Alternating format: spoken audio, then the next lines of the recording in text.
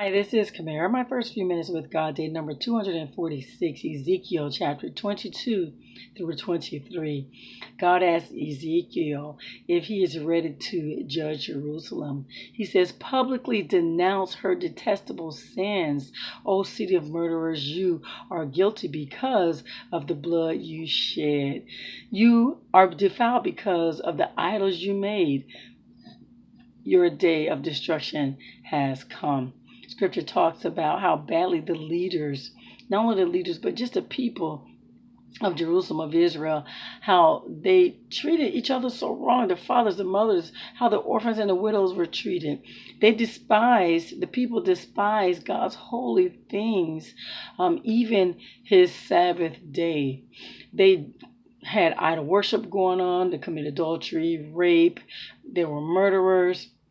And they never think of God. Imagine the type of lifestyle they were living, to live a life of doing anything you want to do and not even considering God. This is what was going on at that time. And God was in his prophet. Ezekiel was one of those prophets. He says, I will scatter you among the nations and purge you of your wickedness. You will know that I am God. And this is the crazy part. Ezekiel's actually in Babylon. He was one of the first ones that were captive, made in exile in Babylon, but still, prophecies are still going on. It's pretty interesting because not all of Jerusalem is taken at this point. God tells Ezekiel to tell Israel they are the worthless slags that remain after silver is smelted. He says, I will gather you together and blow the fire of my anger upon you. God gives Ezekiel another message. You will be like a polluted land, a land without rain. Your princes plot conspiracies against innocent people, seizing treasures, extorting wealth.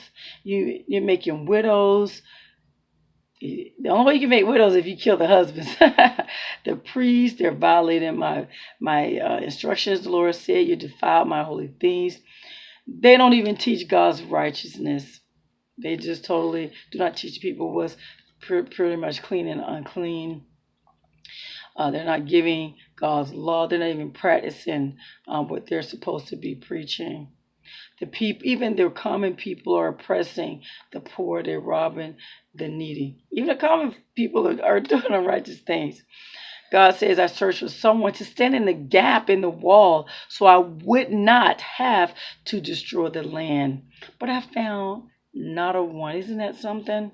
God gives a message of two adulterous sisters. He calls them Aholah and Aholabah. And this is the thing, though. Aholah is basically Samaria. Aholabah is Jerusalem. And Scripture details their adulterous acts, how they started to worship idols, and they were giving themselves away to prostitution, which is cheating on God with idols, and many other wicked things. And then he says, it also shows God's reaction, how he pronounces judgment on them. But what gets me is he goes on to talk about how Aholabah, who is Jerusalem, how they followed their sisters, Samaria, Israel, their footsteps. They were even worse than Jerusalem was even worse than Samaria. So judgment against the younger because they follow their older sister again, but they were worse than Israel.